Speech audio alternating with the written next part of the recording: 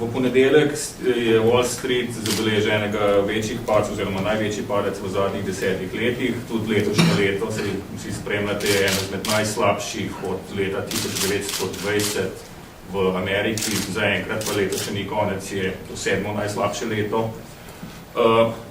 Ti vzroki so seveda v težavah finančnega sektorja in zaradi globalizacije je prizadet pravzaprav cel svet. Banke, ki so včasih izdala posojilo in ga na to nadzirale, dokler posojilo ni bilo poplačeno, so se v zadnjih 20 letih začela ta posojila na veliko pakirati v različne finančne inštrumente in jih prodajati po celem svetu. Zato je ta kriza prizadela cel svet.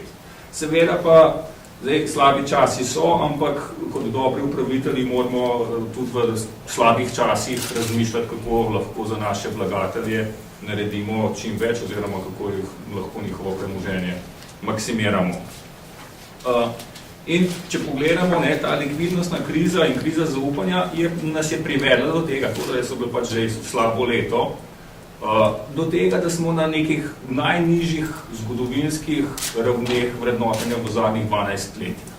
Se pravi, če bi rekel, kje se sedaj nahajamo, zdi se, kot da je večino slabega za nami in da so zopet zanimive naložbene priložnosti. Seveda je na trgu še zelo veliko strahu, neka mere volatilnosti pokaže, da so izjemno visoke, da je izjemno veliko strahu, izjemno veliko nezaupanja tako med finančnimi ustanovami kot med investitorji. Tukaj so narisane zadnje nekaj kriz, azijska in ruska kriza, recesija po dotcom, zlomu in danes. In vidite, da povsod v teh krizah smo jim doživljali visoke volatilnosti, tako na trgih v razvoju, kot tudi na bolj razvitih trgih.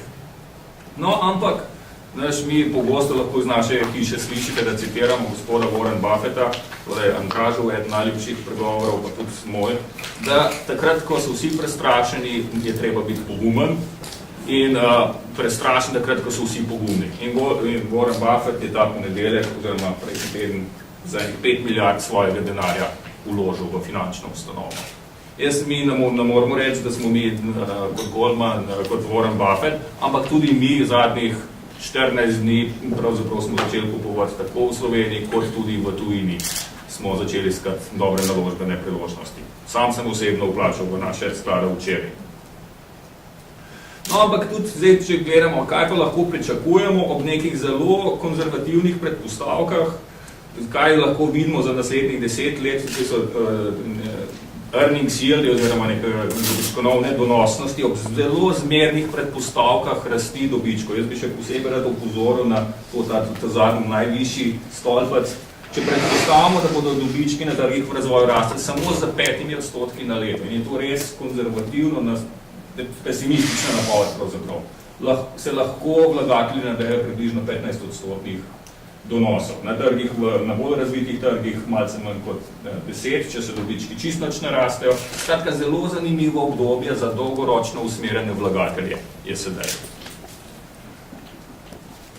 Mislim, da je pa zelo zanimiv tudi tale graf. Tukaj smo pa poskušali narediti ene sorte vzorc finančnih kriz, večjih finančnih kriz v zadnjih 20 let. Azijske, ruske, mehiške in ameriške smo njihove indekse sestavili skupaj in pogledali, kako so se te krize, imajo kaj skupnega.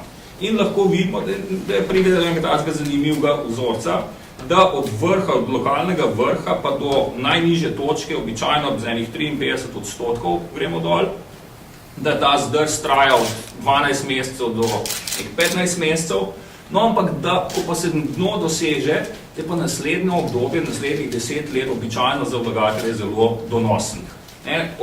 Od lokalnega dna, se pravi, ko pridemo do dna, v naslednjih 10 letih v povprečju so po teh krizah vlagatelji dosegali približno 15% na leto. Oziroma, če rečemo celo od takrat, ko je od lokalnega vrha do takrat, ko je prišlo do dna, pa približno 87.